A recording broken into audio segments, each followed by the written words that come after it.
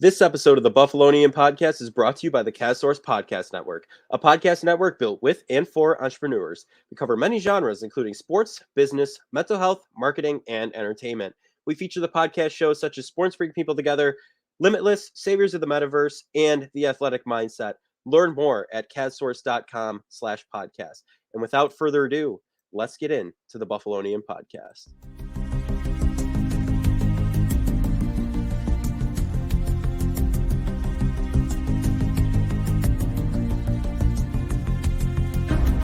The Buffalo Bills are victorious over the New York Jets and play the Dolphins this Saturday night.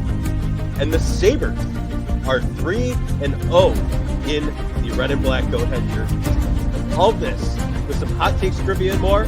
This is the Buffalonian Podcast. All right, let's go.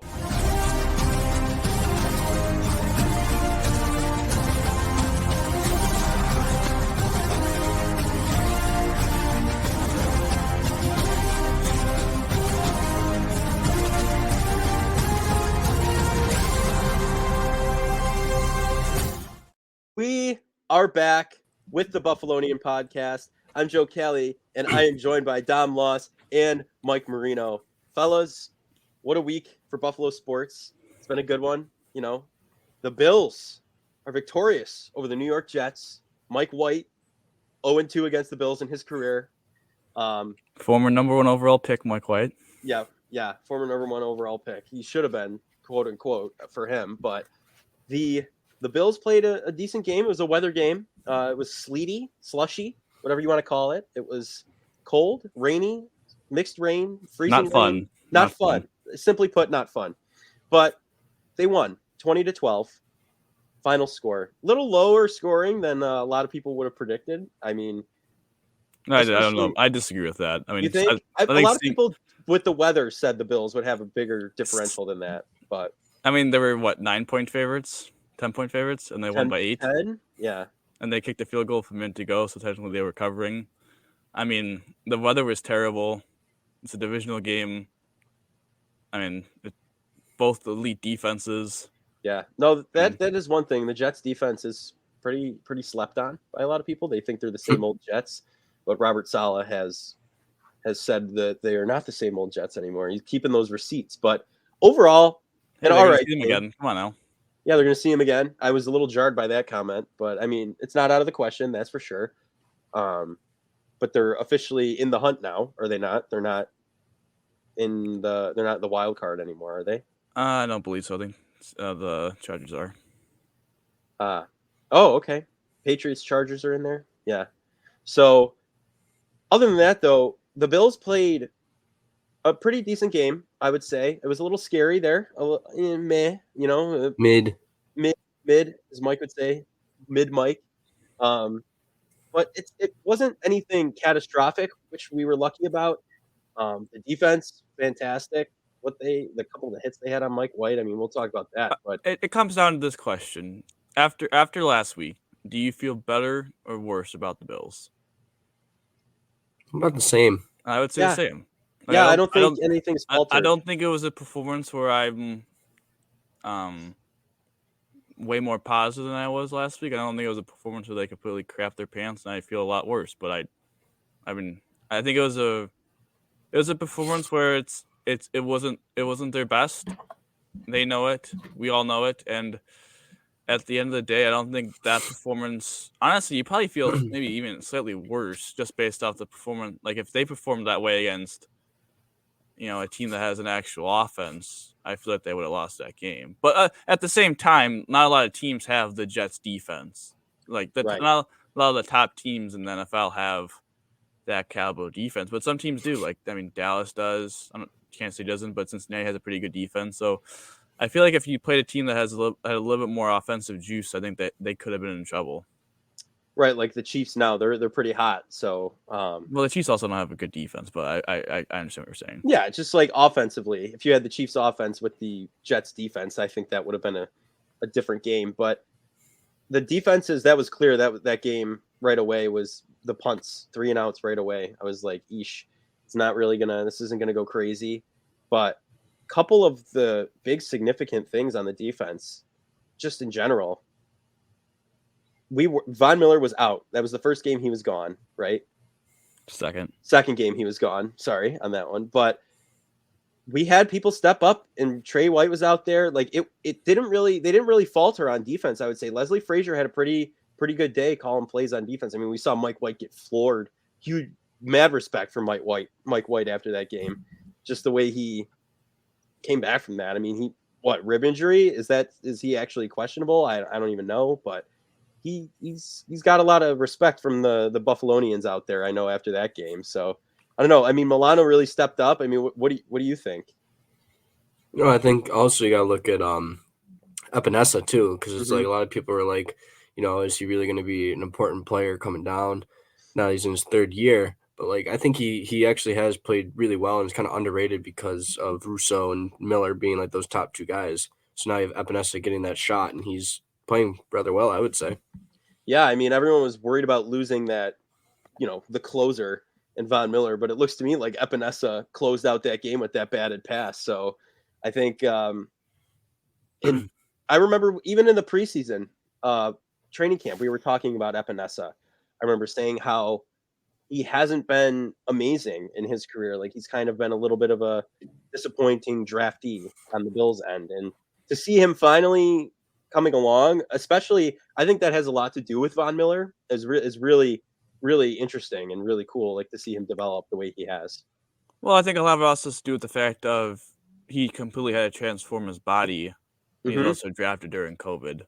I think that had a lot to do with his lack of development in the beginning, especially his first 2 years, and now his third year, you're kind of seeing kind of a breakout, and I think you're going to continue to see him grow. I mean, obviously he had a nice bad down pass, I believe he had a strip sack. Yeah, he had a nice game. I mean, Groot had 2 sacks, forced fumble on Joe Flacco, who was terrible. I mean, I think the Jets now have just announced the other day that Zach Wilson's another quarterback too. And I think after seeing Joe Flacco's performance, they realized that, they needed to put their quarterback in the doghouse. Joe Flacco sucks, and once he came in the game, I think the whole momentum of the game switched. But yeah, the defense played well.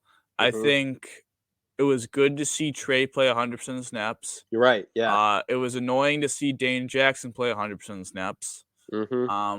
Trey, I didn't think he didn't have a bad game though. Dane Jackson, it wasn't Dane awful. Jackson had tonight. He had one of his better games the last couple weeks. I didn't think Trey played particularly well. I think it was the first real matchup against a red receiver that's going to give him trouble, and Garrett Wilson. Garrett Wilson got him a couple times, so that's something to monitor. But again, first game of 100% snaps for Trey, I think is a positive sign. I know his performance, I don't think it was entirely positive, but I think that's something to ride your home again. But at the end of the day, the Bills defense played well. I mean, they got a ton of stops. They constantly got pressure on Mike White. I mean, obviously they hit him a couple times really hard, sacked him. Yeah.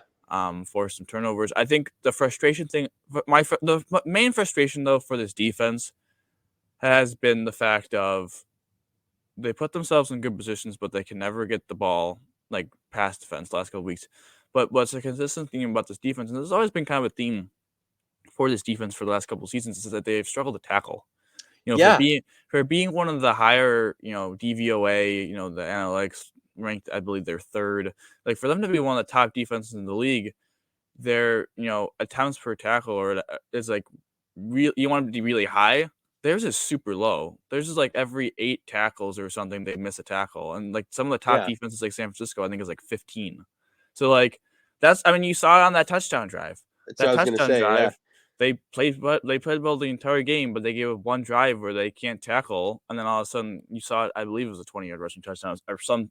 Four players missed a tackle on that drive. And you just can't have it. I mean, Hamlin had a really tough day, I thought, tackling. I think he was credited with 5 missed tackles according to PFF. Yeesh. I think overall they had 14 or 16 credited missed tackles at PFF. I can't remember which the number directly, but I mean that's just way too much. So the Bills, I would say they get an A. The Bills defense get an A. The reason why I think some people are going to say that's harsh because really they gave up 10 points. I know the safety. We'll talk about that in a second, but really they gave up 10 points, and one of them was a field goal in mostly garbage time. But I mean, at the same time, like I feel like if Mike White stayed in the entire game, like it might have been a little bit closer, they could Mhm. probably could have gave up another score. And I think a lot of that has to do with their inability to tackle and their inability again to get off the field on third and long or third Yeah. down in general. It was I think at one the Jets were 3 of 8 on third down in the first half, and I think they converted like the first 3 or 4 third downs. And they were all like most of them were third and long. So I think that's been incredibly frustrating throughout this entire season is so lack of tackling and the lack of ability to get off the field on third and long, which should be an easy. I mean, you put yourself in a good position, but you just can't get the job done. It's really No. unfortunate. And it was tough because these big third down stops, they're just it's crazy. And you know, you stop them. It's 3rd and 12, right? You sack Mike White. Boom. There's a pass to Wilson. Get the first down, and you just gave up that field position. Like it to me, it's tough. That's the one thing I think that I would, like, I agree with you. It's an A, but that's the one thing holding them back from getting that A+ rating is just they can't seem to convert that. They can never get off the field, like you said. It's just kind of iffy. They do sometimes, but it's just not consistent whatsoever. So I don't know. It's just it'll be interesting to see how that progresses, but I don't know. But now let's look at the offense.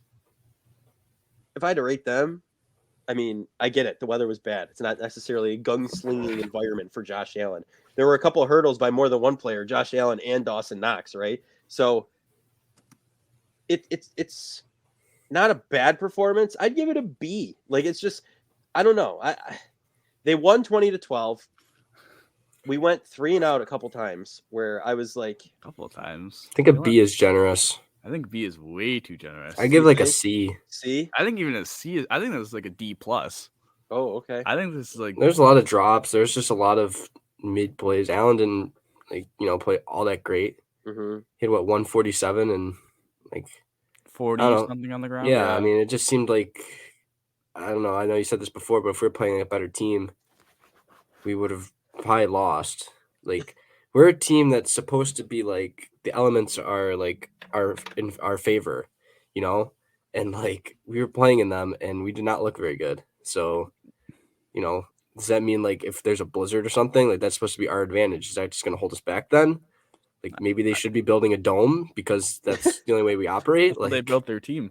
I mean, I think you make a good point. It's like the Browns game. Like, honest to God, like the best thing for the Bills was that they moved the game to Detroit into a dome because if they played the game in Buffalo. I think that the Browns have a far superior run game. I know the Browns' run defense is trash, so it might not that's not the best example in the world, but the Browns would have been more suitable for that matchup in the snow. And I know they're gonna the Dolphins are coming to town, Dolphins, but you expect like the Dolphins to be the team to struggle in these conditions, but it's not like the Bills are like. They're more prone to it, sure, but it's not like they're really like suited for like really trash conditions. Now, the cold's fine, but like I'm talking about like snow and all that. Like when you can't throw the ball, like the Bills again, their offensive line got dominated by the Jets have a good front, but they got their lunches taken to them. Yeah, and I think the thing with like Allen is that coming from Wyoming and all that is that he can throw in the elements, and like we have these players that like should be able to make these plays in this cold, and I think that's the thing maybe why we decided to bring back Beasley now, because he's someone that Allen trusts and knows that on third down you throw to him, he's going to catch it. Yeah. So maybe that's just something that they're thinking of. And then even bring back John Brown. Like I know he's not going to be that number 1, number 2 receiver anymore that he was his first year here, but just someone that maybe Allen trusts to throw to, because we haven't seen much of Shakir like at all. Yeah, McKenzie drops becoming too more much. of a slot has definitely shown that he's not a slot and he's more of a gadget. Mm-hmm. There's been times where they just force digs and it just doesn't work. And then Gabe Davis sometimes isn't consistent enough with his catches. Yeah. So they're just trying to bring back reliable guys Josh will know will make catches. Yeah, Gabe Davis has a certain candy name for his fingers at this point. He seems to be dropping a lot of softballs to him. Like I get it. It's Josh Allen throwing you the ball. It's going to be a missile, right? Most of the time, it's coming in hot. But he's so inconsistent. Like these 98-yard touchdowns against the Steelers. It's against a struggling Steelers team, right? So you give that in consideration there. But after that 4 touchdown performance in the divisional round last year, everyone's like, "Oh, this guy's the second coming. You know, he's amazing. He's going to be wide receiver number 2." He's been so inconsistent that's just not the case anymore. And like you said, he's never McKenzie's been just not there. his career is he's never been consistent throughout his entire career. I know. I think people were fogged though by that 4 touchdown performance. He's the same guy. Okay, but Joe, he's the same guy in 2020. John Brown gets injured. He's now the second outside wide receiver next to Diggs with Beasley in the slot. He had a nice rookie season, but like he had games where he didn't do anything. Yeah. You see it in 21 they had Emmanuel Sanders, and he couldn't outplay Emmanuel Sanders to get that significant starting spot. You know what I mean? And then even like at the end of the year when we're talking about how hot he is sometimes, he has that Jets game where he had 2 catches on 10 targets in that last game of the year. Yeah. And he has I think everyone remembers the 4 touchdown game, and I mean that was super clutch.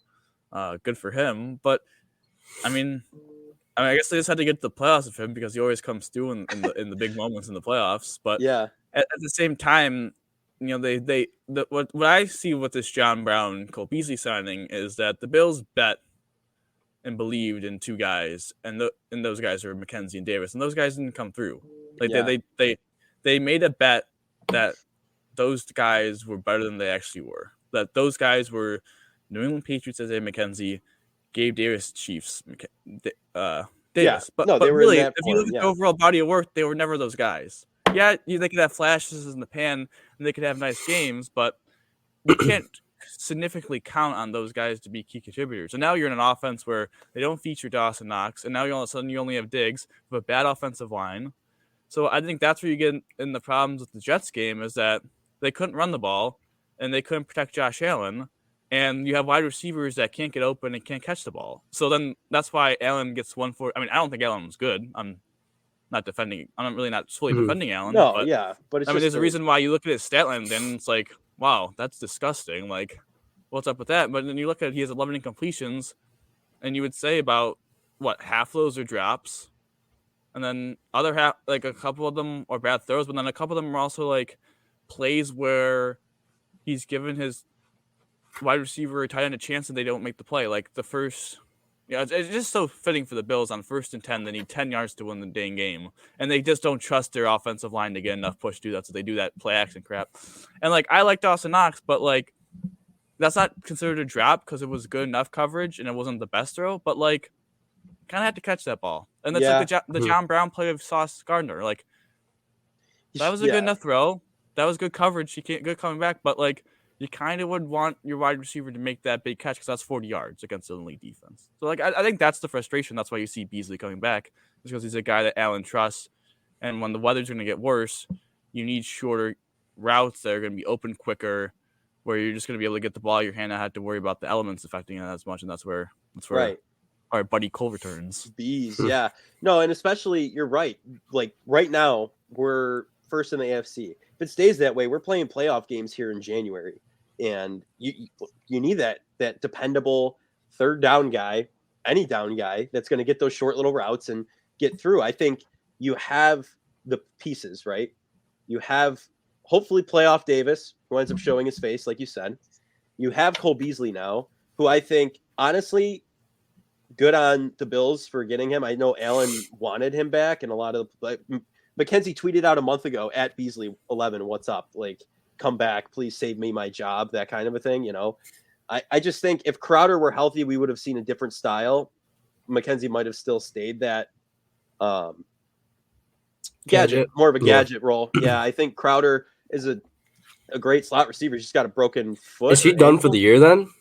No, he might be back for the postseason. He was like doing with Micah Hyde and Ike Bach, or like those guys. He's working out with those guys. But no, there's another thing. It's like they replaced Cole Beasley with Jamison Crowder, a guy that's known to not be able to stay healthy. I guess like, okay, yeah, him breaking his ankle or foot, like that's like, I don't know if anyone can really predict that, but he's also the same guy that missed 2 weeks in training camp because of a hamstring injury. So like, yeah, he was a Peloton guy. I remember we called him that a couple times. I know, but like that's kind of who he is. Like the Bills took a lot of bets in the wide receiver room on I don't know, on just dudes that didn't show up. But Talking about the playoffs, I was thinking about this on top of my head. I don't know why this came out of my head, but I'm gonna see. Okay. Speaking of Gabe Davis in playoffs, Josh Allen has beaten not counting the Bills, has beaten every team in the AFC once. What is the one team he hasn't beaten in the regular season? One team he hasn't beat in the regular season. Got In the trivia early. AFC? Mm-hmm. He's beat him in the playoffs? Mm-hmm. Like I just gave it away pretty much, but Hasn't beaten in the AFC. Houston? no, he beat Houston last year. Mm. It was like the 40-0 game. Oh yeah. He beat Baltimore, beat KC, Indy. Colts? Ding ding ding ding ding. Yeah, we played preseason. We've only played preseason against them. They've never beat Indianapolis in the because they played. Oh, last year they got stomped. They played his rookie year when he was injured, and it was Derek Anderson. Last year they got stomped, but he has beaten them because he beat them in the playoffs. I don't know why I thought of that. But No, I was good. thinking like Gabe Davis to Rose. Like, yeah, he did really good against Indianapolis. Like, Indianapolis, we haven't had a lot of success against them. I was like, oh wait. And I had to make sure when I phrased my question, not counting the Bills because technically he can't beat the Bills. But. Yeah, I mean, I don't know. That was good. I didn't even realize that we haven't played Indianapolis, or we did, but they stomped former us AFC East team. I know. Yeah. No. Peyton Manning, man, started off in the AFC East. Yeah, look at that. I mean, interesting. That got me. Trivia early in the pod. Look at you. Look at you coming in clutch with that. Yeah. So I think overall, like, I mean, A from the defense, D+ in my book for the offense. I think special teams just gets like a C. Yeah. Just because, like, I think Hines was good. He's a good returner. I like him a lot. He's a very good returner. He's got sure hands. Unlike, whatchamacallit, who was there last year? McKenzie. He fumbled. Him and Marquez Stevenson were fumble magnets all of last year. So he's got sure hands. Mm-hmm. Yeah, no, I think. And they did a good job. Barrios is at least a solid return guy, so they did a good job of that. The pump block just makes it a C. Good for Bass, good 2 field goals. Thought Martin was pretty good, except that was just I mean, maybe overall it didn't help that he was in his end zone, you know. Yeah, I mean that kind of all those penalties. At least it wasn't a touchdown; it was a safety. Yeah. No, that's what I thought. I was like, oh, at least it's a. I don't know. Then I was like, man, then it's field goal, touchdown, 2-point conversion. But so before we leave to talk a little bit more about the Dolphins game, I just want to ask a question. Mm-hmm. Do you agree with Robert Saleh's decision to kick the field goal on 4th and 1? Well, I mean, it doesn't matter because you'd still need 2 scores. So might as well get the points now and then try to get a touchdown, because then if you don't get the touchdown, you have less time to get 2 scores. Still 1 score. I know Tony Romo was not happy about that decision on the broadcast. He was very vocal about how he would go for the touchdown at that point. But I understand the thought of you do have a pretty good defense that has stopped the Bills earlier in the game. So I get it. I understand it. But honestly, me personally, I would have gone for the touchdown. So I'm not against it, but I'm not necessarily like for it. You know, I'm kind of that intermediate area. So I don't know, but let's move into the Dolphins game. What do you think? Yes, sir. Squish the fish. We're ready. You feeling it? I mean, this is going to be a big game. This could possibly be for the division. The Dolphins could sweep us, and then, you know, things can happen. Whatnot. I'm not going to speak anything into existence here, right? I'm not going to say anything's going to happen. So the Bills going in, they are 7-point favorites. It's a Saturday night game. Play the same night as the Sabres. Cool. Very cool. So they play. The Sabres game might be low in attendance compared to the Bills game. So when is this Sabres game? 7:30, I think. So it's like right around an hour before the Bills game. It's 9:00. So right at the same time, pretty much. Well, because it's in Arizona. That's right. That's tough. Yeah. So the Sabres. I mean, who would have watched that game anyway? I mean, you're not wrong. Yeah. I don't know. It's to me, I understand it's probably an NHL sort of a thing, like picking when the games are and where they are. But I feel like the Pagulas should probably say something like, "Hey, we're not going to get any stadium attendance on the same hour as the Bills game." You know what I mean? It's in Arizona, Joe. Oh, yeah. That's right, isn't it? Yeah, you're right. I mean, they're not going to get that much either way. They're playing at like a 6,000 Seat Arena, so it doesn't Right. really... That's a big bro moment on my end right there. But no, the weather's gonna be interesting. 28 Yeah. degrees. Some people say it's supposed to snow 9 inches. Wind. Mike McDaniels wants it to be colder. Apparently, he's got that T-shirt he's been rocking. But at yeah, practice. they needed heaters when it was like 50 degrees in Los Angeles. Well, the whole thing with that is, Hey, right? Listen, they turned down their AC at their For practice us, facility down to 50 degrees. Okay, they're prepared. Oh, okay. 50 degrees. Yeah, that's the same as 25 like on the thermometer, but wind chill down to like 15 degrees with snow. So that's the thing though. Like you mentioned I gotta wear my glove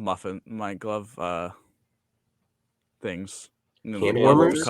No, yeah, it's like a glove, but then it's like a mitten. It's a 2-in-1. Oh, so you can touch Oh, okay. Yeah, like I gotta be able to like salesman here. Yeah, I gotta be able to use the iPad, but like my fingers. Oh my god. Yo, what if it gets too cold for the iPad to work? Yeah, I was filming that hype video last night. My phone shut down at 50%. Listen, man, if it gets too cold for the iPad to work, everyone gets in for. Everyone gets in for free. All right, go to Dom's gate. Yeah. Anyone who's listening, he'll let you right in. He'll just say the iPad doesn't work. No, you know what you're gonna do? You're gonna stand next in the big box office line. So good luck there. Oh God, but Mike, you mentioned propane heaters in 50-degree climate indoors inside of a dome. Mm-hmm. They needed that. If I recall, in the sidelines have to be identical, right? Quote unquote, equipment wise. That is a rule in the NFL. I suppose the Dolphins did not use their mist fans and stuff in Miami because they were in the shade, so the Bills couldn't use the mist fans on their sideline, right? That is the rule. You cannot have uneven equipment. But the sun, and it being 10 to 15 degrees hotter on one side, I'm not even going to get into that, right? We're not making excuses. They need propane heaters in LA, right? 50 degrees. The Bills don't use propane heaters, right? They use the big parkas, the big coats, and all that stuff. They're all bundled up. They have heaters. Big guy. But here's my thing. I think they turn them off for this game. So then Dolphins. I think the Dolphins can't. Why would you? Okay. Let's just go to the game because that's. I think that fight fire with fire. Fight fire. It's with a little cold. different though because like the sun is like natural. You can't do anything about the shade like that. You're like, the Bills still need heat. Yeah. Like. Put in the I saw a thing where Shaq Lawson had a winter coat while he's practicing. He does. He does wear a thick winter coat. That is funny. Jordan Phillips did that too. Like they need heat. I guess you have a point there. You got to keep it. It's kind of hard to play football when you can't move. Yeah, exactly. I mean, and the only way to outdo the heat is an IV. The only way to outdo the cold is to get warmer, and the only way to do that is to have your heater on. Yeah. So like, why would they purposely harm themselves? I don't know, man. Maybe it's like a chess game. You gotta turn it off at certain points in the game when it gets dicey. All right. Well, but I think a good thing interesting thought for the Bills is that they played this Saturday, and then I didn't realize this. Well, I probably should have known this, but Christmas is obviously Sunday this year, so the NFL slate is actually Saturday. Like the big NFL slate is Saturday. Mm-hmm. So it'll be interesting to see what kind of advantage the Bills have next week after they play this game. They're on a regular week, and Chicago will not be. But not talking about Chicago. The third team we're talking about, but the Dolphins are a very good team still. Mm-hmm. Obviously, it's still interesting. They lost 2 in a row to, I would say, 2 pretty good teams. I don't really think the Chargers are really. They kind of had everyone back healthy. Below expectations. Yeah, I don't think they're great. I mean, with all their injuries, that was kind of a very surprising loss because that's not a very good defense, and for them to do that to Tua. Yeah, it was a second string defense pretty much in the secondary. It was crazy. But yeah, I don't think that was a great look for them. Obviously, the Niners have a good team, but yeah, I think it's going to be interesting. The Bills did a good job enough defensively last time, 21 points. I think if you go into this game and someone will tell you that the Dolphins score 21 points, I think you're going to take it. Like, it's going to depend on can the Bills score more than 19 points, right? And I would say like they had the potential to if they take less off of Josh Allen's plate. Last time, offensive line got worked.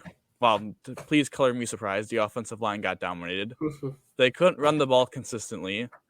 And it felt like, with a lot of people banged up, kind of that jazz, the wide receivers weren't very consistent either. So, yeah, I mean, I think it just comes off, Miami blitzes a lot. There's ways to get, Beasley on the field. I think Cole Beasley is going to play and actually have to be a big part of this offense just because of the way Miami blitzes. They need someone to be smart and find open space that Josh could just kind of hit really quickly.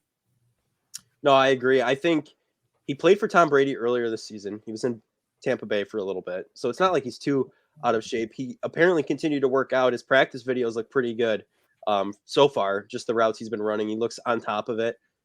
Brandon Beane even said Cole Beasley, he'll play this Saturday. So I think that's a huge game changer because a lot of those little, third down conversions we need in Miami, Beasley's going to help us obtain them in this game where we struggled last game.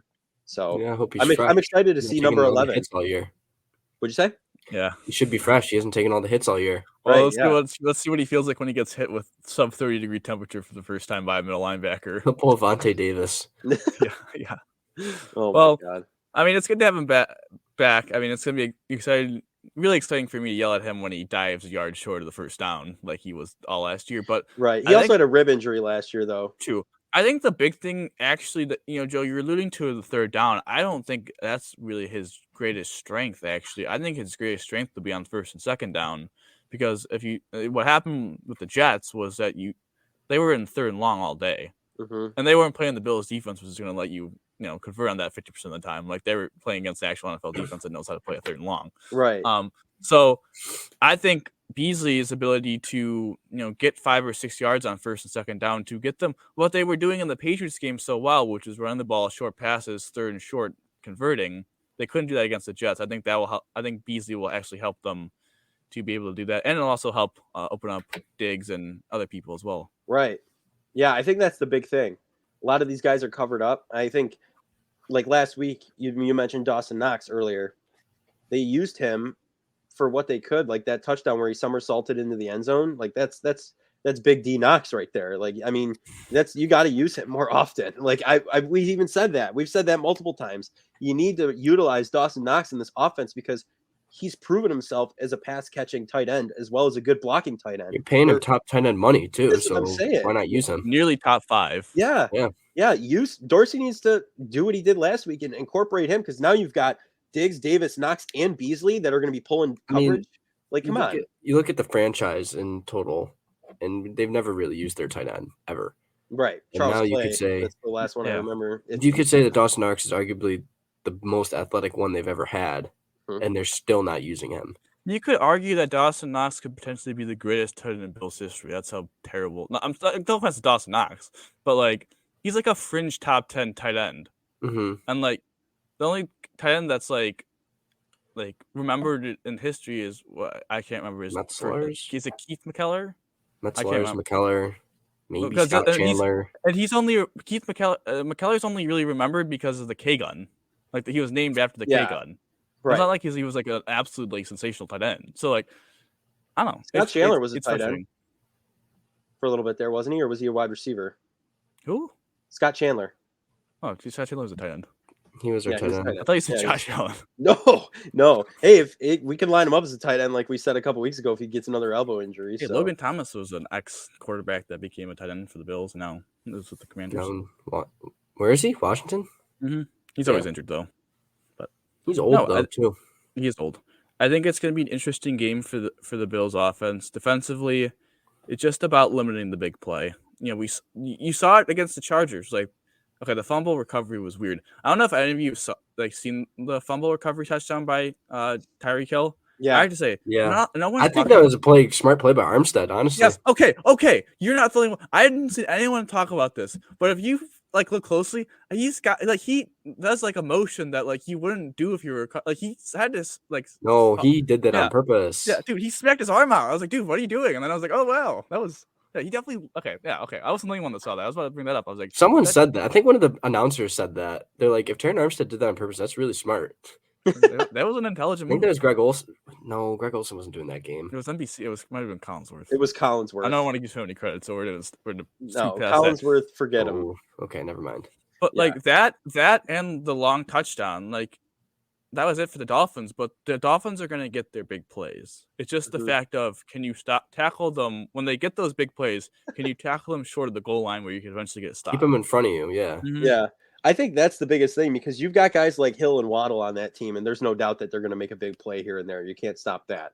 I mean, the question is like you said, can you actually wrap them up in allow them not to reach the end zone, to reach the goal line, and that's the question mark after last week. But I'm hoping the Bills are a lot healthier than they were, which is important. But also, it's going to be interesting. You see all these NFL breakdowns of how people are sitting on the inside leverage of these Dolphins wide receivers and forcing not giving up the middle of the field. It's going to be interesting how McDaniels, kind of figure out a way to, expose that by maybe more outbreaking routes, which then could be dangerous because then they're not in the middle of the field. They're on the sideline, running down the sideline. But listen, the Bills are, as I said before, aren't a great tackling team, but they do a good job against the deep passing most of the time throughout the, Hyde, Poyer, McDermott, Frazier era. I know Hyde's not back there; it's Hamlin, but other than that, even Hamlin's been all right. They've been good. So I think that's gonna be a big thing. I feel bad for my boy Jordan Phillips. No revenge game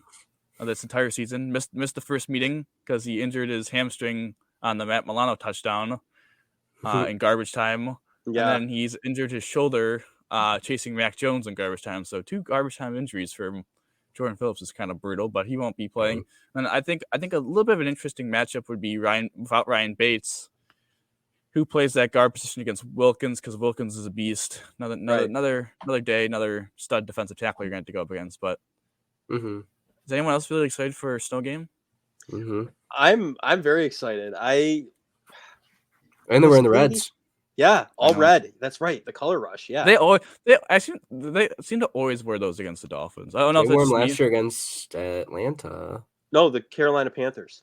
I knew. Oh my god, I was there for that game. Wow, yeah, I didn't even remember. Honestly, they saw in 2019 they did against the home game against the Dolphins. That was the Micah Hyde touchdown. Yeah, one game against the Colts in the snow. Yep, they won that game. Yeah. Oh yeah, Shady McCoy, Joe Webb, crazy quarterback. Joe Webb. Oh my gosh. Did they wear them in 20? They must have. I think they did against. Ooh, that's tough. Was it against the Broncos they wore them? No. No, that Baltimore? was twice. No, that was the playoff game. They wouldn't do it. 19, I know they did it against the Dolphins. They won. 17. First year they did against the Jets.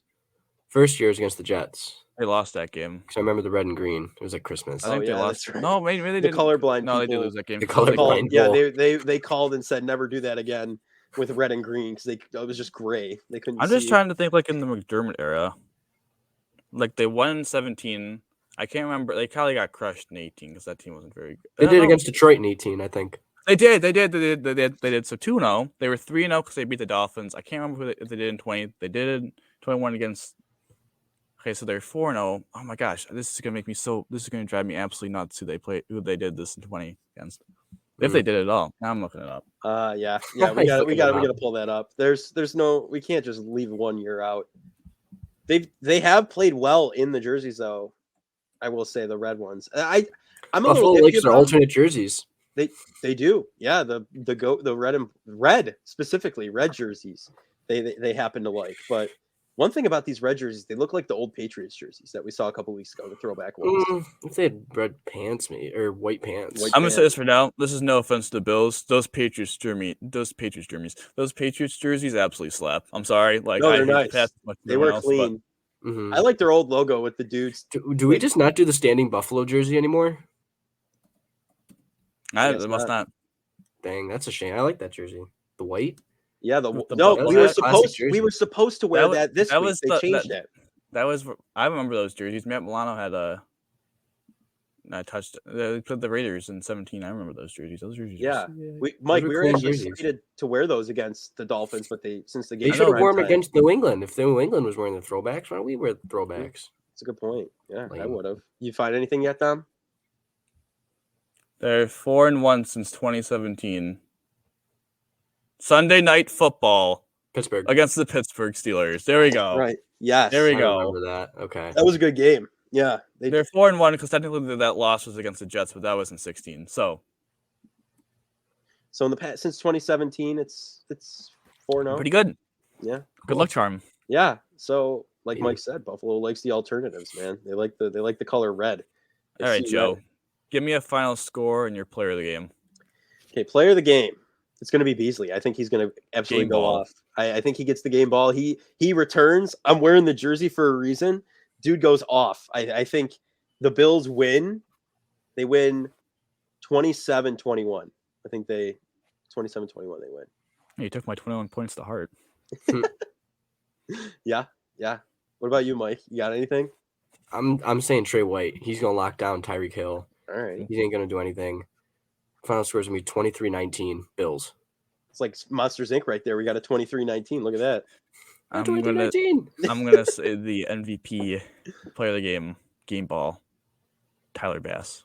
26-24, kicks 4 field goals, including the game-winning field goal at the buzzer. Dang. The length, I'll let you guys figure out how long it is when the game happens, but okay. Yeah, I like that, honestly. Tyler Bass. Ooh. What? 50 plus? I think it'll be 56-yard field goal. Oh, you can't. Okay. You made your prediction. I made my prediction, but I'm going off of yours now. I'm just saying that your field goal will be 56 yards. He just boots it through like a kickoff. Wow. I was thinking like 40, but okay. Come on, shoot for the moon. Even if you miss, you lose the game. You don't land amongst the stars. So, but that I think that wraps it up for our Bills talk today, does it not, gentlemen? Anything else you want to toss in there? Good. All right. Seems like a solid thing to me. Before we move into our Sabres topic, I would just like to bring up the Sports Bring People Together podcast. Listen for entrepreneurial conversations with those in sports. Who knows where the chats will take you, but sports got us all here together in the first place. Find this show where you listen to your favorite podcasts, the Buffalonian podcast, or simply visit sportseplus.com.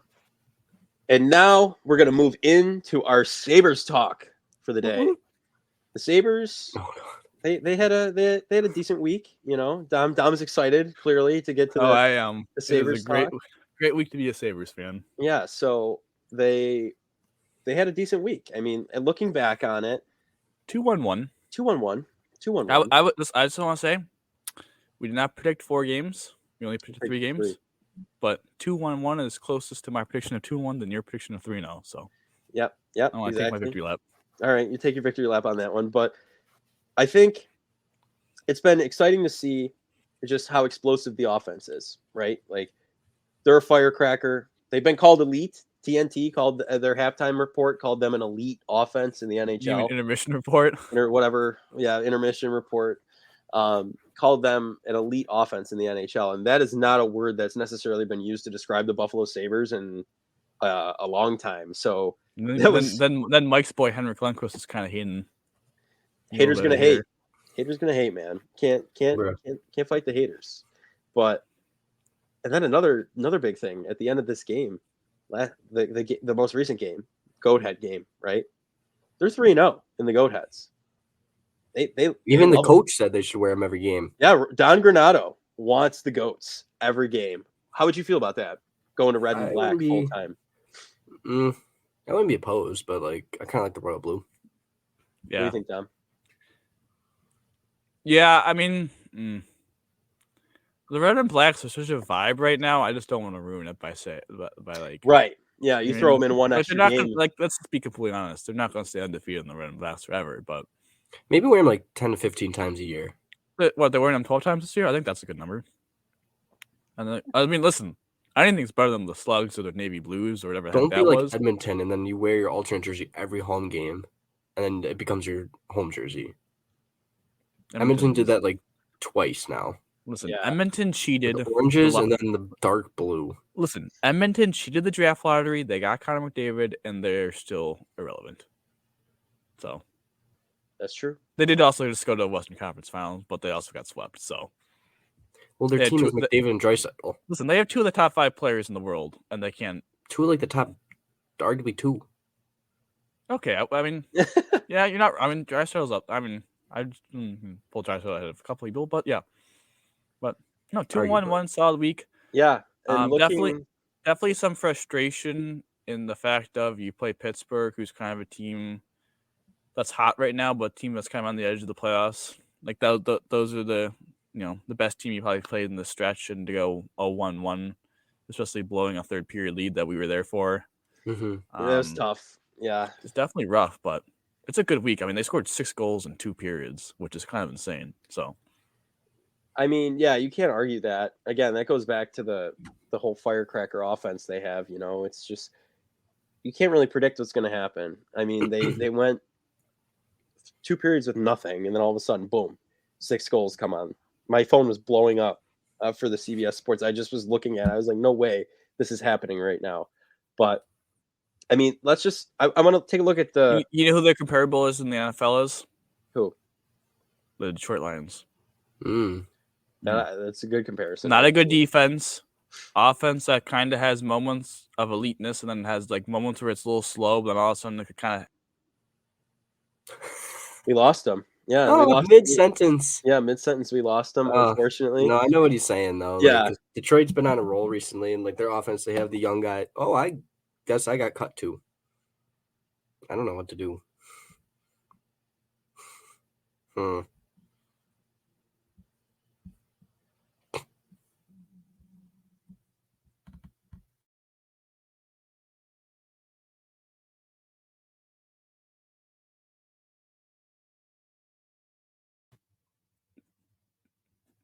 Is anyone there? Is anyone there? Guys, I was by myself. I was scared. I didn't know what to do. What just happened?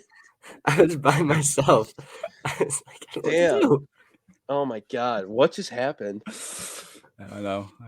You were gone, Dom, and then all of a sudden it was like, oh, Mike and I were laughing, and then boom, I'm gone. So I don't know quite what happened there. You just want to go back to where we were.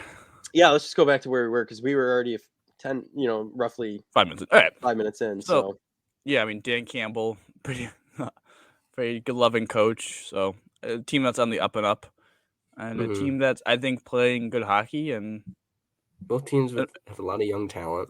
A lot of young talent. Yeah, high scoring teams too. All I'm saying is, Boys in the Box is now still winless, but we are no longer pointless. We saw a point. Ooh. It is right. We're like, what? Thanks, how many games did we go to last year? 0-4. We're 0-5-1. We're 0-5-1. Thanks, Jeff. Yeah, Jeff Skinner, an absolute move on his. As much as I hate Jake Gensel, like Jeff, just keep the stick down. No, he deserved to get suspended. No, the big question is this. I can say but like now in your mind, was 3 too much, too little, or just enough? 3 was fine. Yeah, it was definitely intentional and malicious. So some people would argue that he should have got 2 because Matthews got 2. Skinner must have watched Avengers Endgame and went for the head. You know what I mean? So I mean, he was going at him pretty hard. Like he was. That was like. Well, what Jake Gensel did was stupid. Like the play was dead and was going at the goalie. So I give kudos. I give kudos for Skinner for sticking up for his teammate. Like I respect that, but he went a little too far. Yeah, just keep cross-checking him in the chest and get the penalty. Right, you don't have to go for the throat. You get the slashing penalty for like the ankles, but just don't do something stupid. I mean, obviously he wasn't thinking. He knew what he was doing, but he wasn't thinking like I'm going to suspend for this. He was just acting out. Right. No, he knew what he was doing, but he wasn't thinking long term. Well, it's one of those moments where like I'm trying to think of a good example of like when like Josh gets like a 15-yard penalty for like taunting or whatever. Like what? Like Josh, John Feliciano all the time would like be ramming to people. Yeah, like so it's like when your offensive, a good example is it's like when your offensive line gets a 15-yard penalty for unnecessary roughness after like your defense, the defender kind of like screws off your quarterback and then he gets shoved over. Kind of like the Chiefs playoff game 2020 when Josh kind of threw the ball in the face of that defender and then the defender got up in his face and he got smacked. I think that was Felicia. I don't actually know who smacked him. I think it might have been Dawkins, but it's kind of like that moment where like you can't really be mad at like the offensive lineman. You can't be mad at your dude for sticking up for your teammate. Would you have liked for them not to like be that aggressive? Sure, but at the same time, you want your team sticking up for each other. Now, next time could it be a little bit more controlled? Sure, but I think looking at that though, I think it's at least been tough because now you lose Skinner, who's a top line player on your team. Will he get his spot back, or is Casey Middlestat locked in on the top line because he had 3 secondary assists?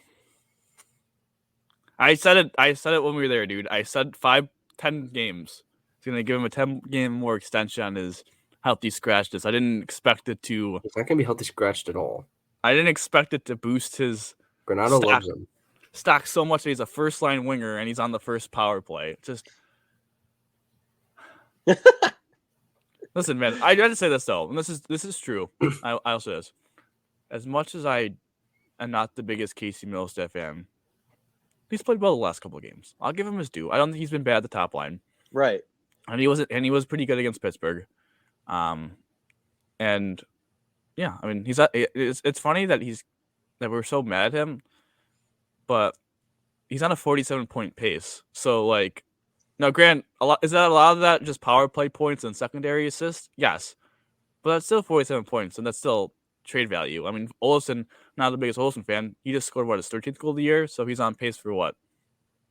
Gotta be close to 30 goals, 30 something, yeah.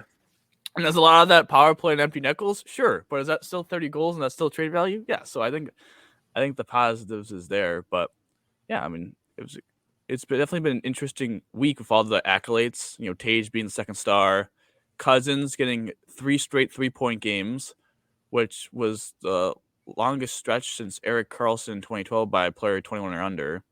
So I saw this post today.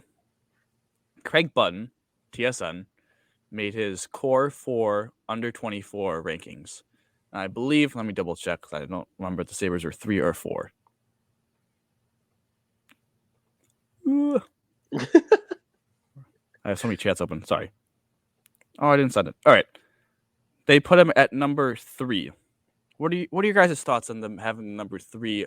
Their core 4 was Dahlin, Power, Cousins. I believe the 4th one was Jack Quinn. Mm-hmm. So, what do you think about that being a top 5 core? I agree with that. 100%. I mean, I think it's a solid core. As Joe is frozen, don't know what's going on with that young lad. But if you look at this team right now, they're playing well because they have 2 good lines, a solid 4th line, and a 3rd line that doesn't know what they're doing. So I mean, but we've seen this week Peyton Krebs emerge, scoring against Columbus. He's had 3 in his last 4. I know, like he's now okay. Cool, we lost Joe. I'll come back eventually. So I think him emerging is huge for the fact of trade value. But also getting Milstead out of here. Yeah, I mean, I think just like overall, Don Granato has something for Casey Middlestat that like no one else knows why. But yeah, I don't know. I think you got to think maybe they're hoping they're playing these guys so they can get trade value so that they can get like a Yuri Kulich, Savoy in for those 2, like an Olsen and a Middlestat, take their spots. No, I agree with that. What's it called? Did you see the Sabres Embedded? The new Sabres Embedded? No, not yet. It was it followed around Casey Middlestat, and the best moment is that they have him and Bryson are like apartment buddies, roommates, and they have a picture of what they thought to be a buffalo. It's a cow from Target. Nice. But you're looking at the Kings game. Looking at the last game, Craig Anderson, I thought had a really good game, and then obviously the Sabres exploded for 6 third-period goals. I thought we shouldn't have brought him back though. He's arguably been our best goaltender this year. Arguably, I don't think it's arguable. I had to be honest. I think he's been our best. But my main concern was, yes, he was trashed. I thought he was going to be bad. Credit to him, he's played well. Can he play more than once a week? Anderson, probably not. I mean, okay. Please. No, we get that, but man's 41 years old. Like, he's not. He needs to play. But he needs to play more because I can't deal with watching Ukko-Pekka Luukkonen play 3 times a week, and him play for the 4th game. Like they need Anderson to be the best goalie. And if they say Anderson can't, I mean, Comrie, good sign. He's on the trip, the West trip, so maybe he'll be back, and then maybe UPL will be gone. But yeah, but I mean, like even Comrie wasn't like great. I mean, like he wasn't good, but he was getting caved in sometimes. But like he still isn't that great. I think this just proves that Luukkonen's not our franchise goaltender. I think. Listen, we came in with this year of you had to answer questions.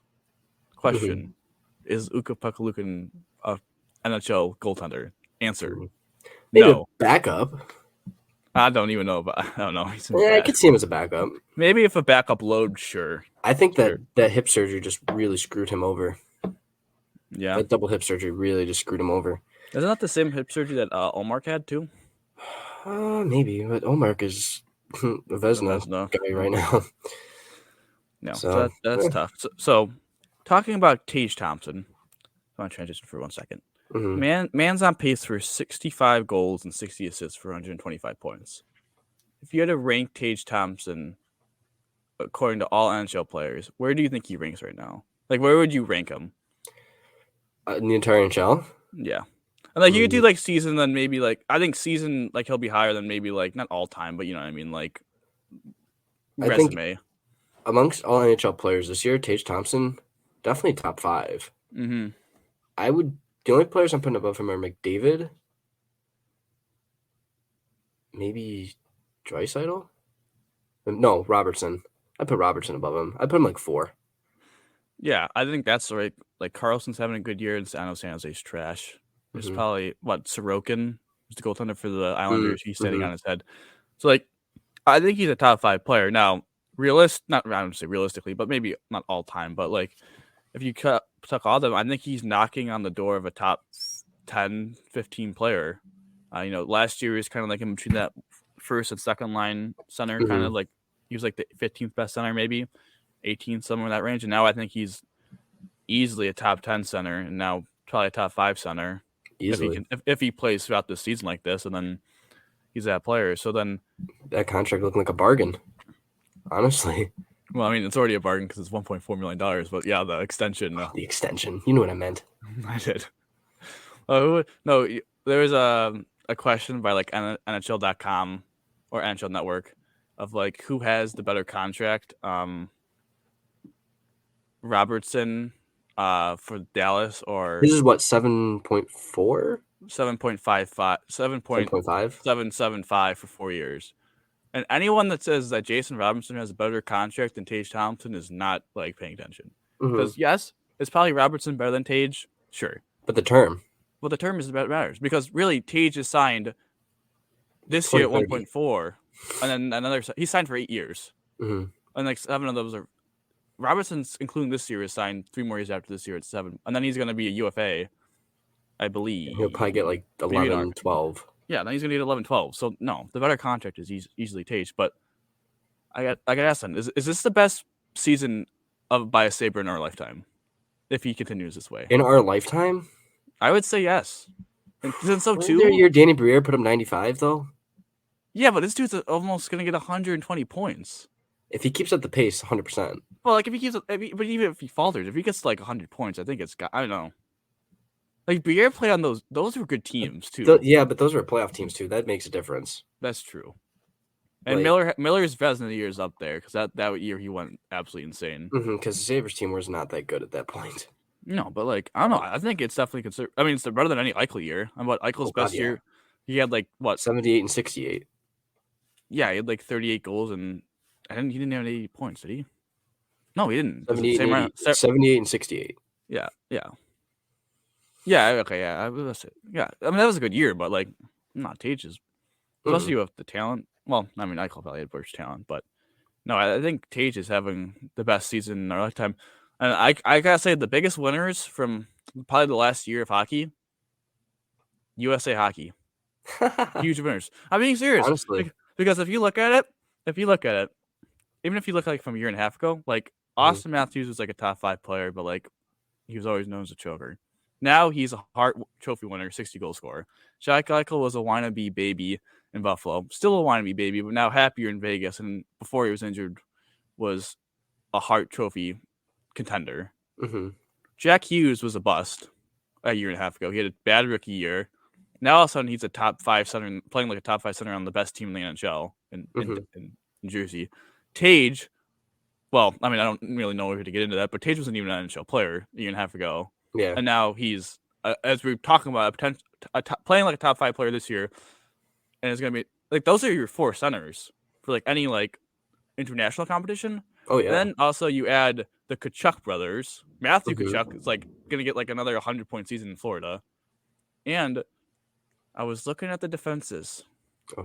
Also Alex Tuch. Alex Tuch's playing pretty well, too. He might. Robertson. Robertson, too. Yeah, again, like, the winners. And then, you know, they have some good defensemen, but I think there's an opening on the bottom pair, left shot defenseman for one. You know him. He wears 23. And then they have good goaltending too. Hellebuyck. I'm trying to think. Oh my god. Ottinger. Yeah. Knight, There's one more. Knight. Oh, man. Swayman, maybe. Yeah, Swayman. That's his name. Yeah, that's a So, goalie for Boston. So, yeah, they have good goaltending. I mean, winners for us. I mean, the Sabres are huge winners, but like mhm. I think the biggest winners that. So, last thing before we go on to predictions, I thought of this question: if the Sabres, say the deadline happened tomorrow, would the Sabres be buyers, sellers, or mix? I think there'd be a mix because I think they'd want to sell off like an Olofsson and Middlestat, but I think they'd want to buy to fill those roles, because they're not going to pull up a Savoy, a Kulich, none of them, and expect them to make an impact. It's going to be like COVID year when I know. we randomly bought Wayne Simmons and Dominic Cahoon for no reason. Okay, But like, yeah, I was about to, yeah. I I also think agree they're with Mick. swaps. Yeah, they're not going to go full buyer mode and trade their first round pick to try and push Mhm. anything because there's still a couple points out. I know, like, it's a little unreal. It's a little weird thing of this question because they're one game under 500, but they're only 30 games in. Mhm. But no, I think they would be. I don't think they'd be full on sellers too because why would you want to like trade both Olofsson and Middlestat and then just have like Hinestroza or Brett Murray play? I think that'd be kind of a bizarre move. But Yeah. a real move would be the mixed. Now it has to do a better job on the bottom roll because that was stupid.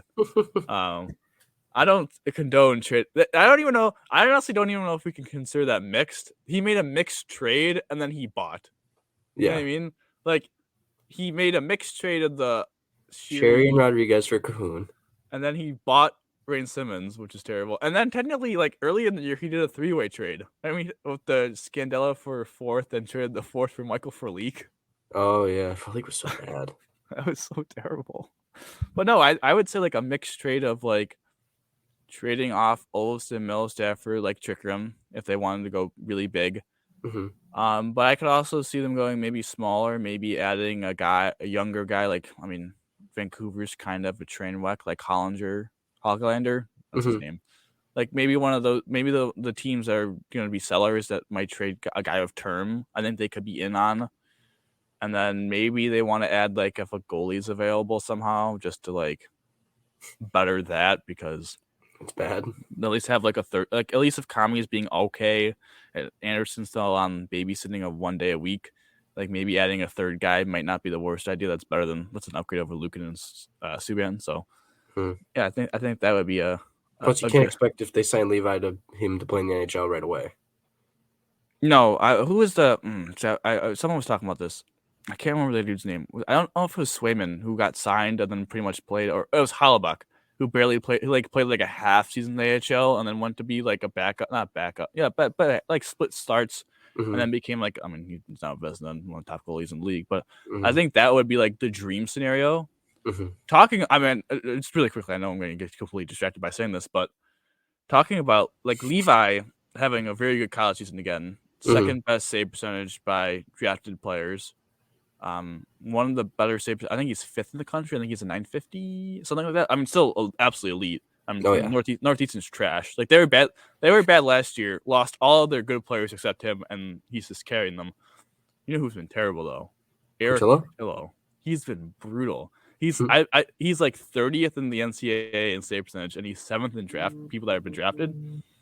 He might not get an NHL contract. I don't know. Like he might not. Like okay, the Sabres would give him one, but like I think the thought process of like a top goaltending prospect hitting the market because the Sabres have Levi, I don't think everyone's gonna be interested in Portillo. Like I think his market really isn't as big as I don't think it'll be. I don't know if that's a good thing because if they wanted to trade him, but I don't think it's. I think the likelihood of him signing, I think, have actually increased by him playing so trash. Damn, that's rough. As Munoz has to say, like, I mean, I don't know. I think his market's just kind of shrunk a little bit. How could it not? Okay, so Joe is not here, but that's okay. We're gonna continue on. We're gonna push through. We got to roll though. Yeah, we're rolling. All right. So Sabres play 3 games, and they're obviously on the road trip. They're in Colorado tonight. Saturday they're in Arizona, and Monday they're in Vegas, potentially without Eichel. What do you think their record's going to be? 1-2. They'll beat Arizona. I think they'll drop to Vegas and Colorado. I'm going to go 2-1. I say this because I think Arizona's an easy win. Well, it should be. I mean, I did go to the game when they lost. So, but Vegas. I mean, listen, the Avs without McDavid, without McKinnon, and Vegas potentially without Eichel, like you're not going to get a better opportunity to beat those teams on their home ice. So, if they could split one of those two tough games and get back home for the holiday season, that'd be a good start. All right. 100%. So who do you think is the leading goal scorer, and who do you think is going to lead the team in points in this 3-game stretch? I think Jeff's going to come back, right? He served his 3. He's out this game, and then he'll be back next 2. Okay. I think Thompson will lead in goals, and then I think Cousins leads in points. All right. I went Tuck and Darlene last week. I'm gonna. You know what? I'm gonna say Skinner and Darlene. I'll be bold. I'm gonna be really bold. Skinner in 2 games scores 4 goals. There you go. Okay. All right. So we have now concluded our Sabres talk. We had a would you rather. The person that was doing the would you rather is named Joe. As you could tell by us two talking, Joe halfway through the Sabres talk, power cut out. So we will unfortunately skip the would you rather. Hopefully he had a good one. Hopefully he has the idea for next week. So going into our last segment. Let's do trivia real quick. Trivia. It's all right. Let's not be honest. It would probably be me answering them anyway. So damn. Okay. Quality has not changed. All right. Number 1. Cole Beasley's back. He's a favorite target of Josh, right? I would say How many touchdowns, receiving touchdowns, did he have? Does this count? No, he never. It's regular season. I'm gonna say 12. 11. No. 6-4-1. 6-4-1. Oh man! I honestly I forgot that he played 3 years. I was thinking of. I don't know who I was thinking. I was thinking of John Brown. They only played 4-1. All right, Sabres question. This one's probably easy. But who was our last player to average over a point per game in the season? Oh, Jack. 1920, 78 and 68. We already talked about that. I wasn't sure if Sam, for some reason, I thought he had 50 in the short year, but he only had 40. He only had 40 points in the short year? 25 and 15. I did have 25 and 15. You're right. I don't know why. I thought he had 50. He had 40. Yeah, because he was consistent like 50. He had like 3 straight seasons of exactly like 50 points or something like that. It was fucking. And then we have Jeff Skinner, who his career high is hit 3 times at 63. Yeah, I know. Hey, we like the Sabres like specific numbers. I guess. Last question. World Cup. It's wrapping up. Which country has the most World Cup wins, like championships, titles? Brazil. How many? That's right. Do you want to know how many they have? 5. You know how I know that? You probably looked at something. No, Sporticle. I do those quizzes every once in a while. Damn. All right, so couldn't catch him. That will do it for this edition of the Buffalonian podcast. Joe is not here, so you're going to get closed out by myself, Dom Lost, and I was joined by Mike Marino. So, thank you, and have a great day. Go Sabres. You know how I always end this. Go Bills, baby.